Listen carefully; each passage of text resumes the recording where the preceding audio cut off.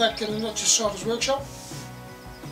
The legs are done, they fit, they can be taken off. I used the old bolts from some table that I found on the skip sometime and it was completely rotten, but I took out these big bolts and it turned out that my nuts that I've got in stock are 8 by 1.25 and the thread that was on these bolts was 8 by 1.5. So I had to recut them again, the threads, but it worked out fine. It works great.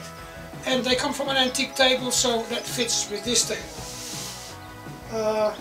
Can't go and buy materials for it because everything's closed, you know. So I have to do with whatever is here in the workshop. So I'm going to cut the table to 1.80 m. So on both sides is going to come a little bit off to make it square also. And then sand it a bit and then maybe roughen it a bit. So it needs to look antique, authentic.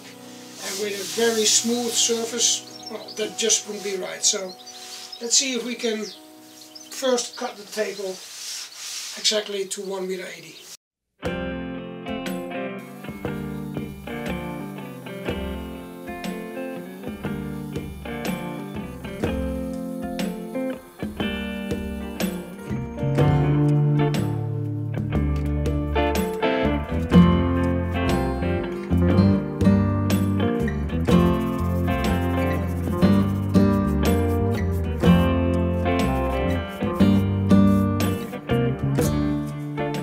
Now my Vonroc 20-volt circular saw went through it without a problem.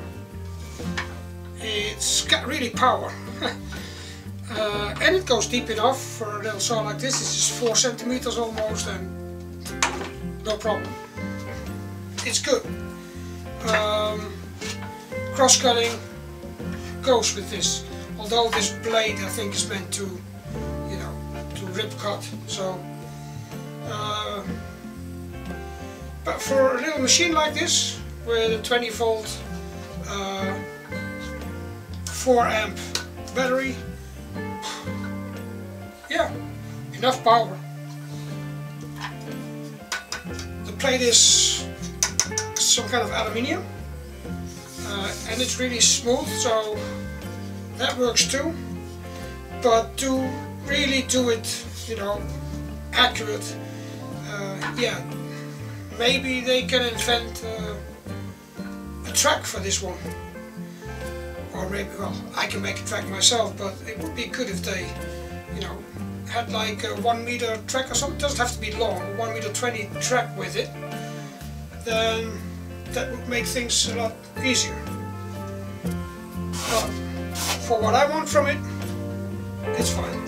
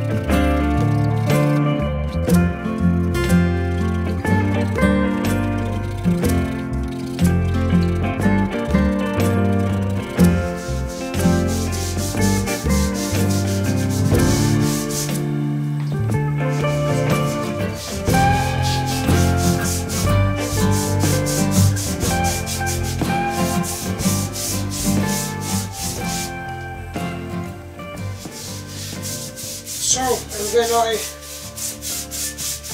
put on the first coat of Não Só Serradura, which protects the wood, it's going to be darker. It should look antique, so, but this is just the first coat to protect it a bit, and of course it gives me the opportunity to sand here and there when there's too many little fibers coming up. In the meanwhile, I got to thank Indra for becoming my next patron on Patreon. If you like what I'm doing here on the channel, you could consider becoming a patron on Patreon. You will see the videos a bit earlier than other people, and sometimes personal messages and posts about what's going on the Lonesome Hill. And even with $1 a month, every help is welcome, especially now in these days that we are stuck to the little Lonesome Hill we're on.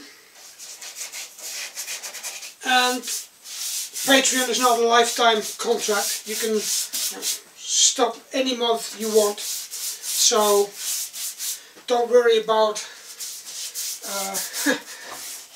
being stuck to that for a long time. It is a system that you can stop whenever you want. So I'm going to finish this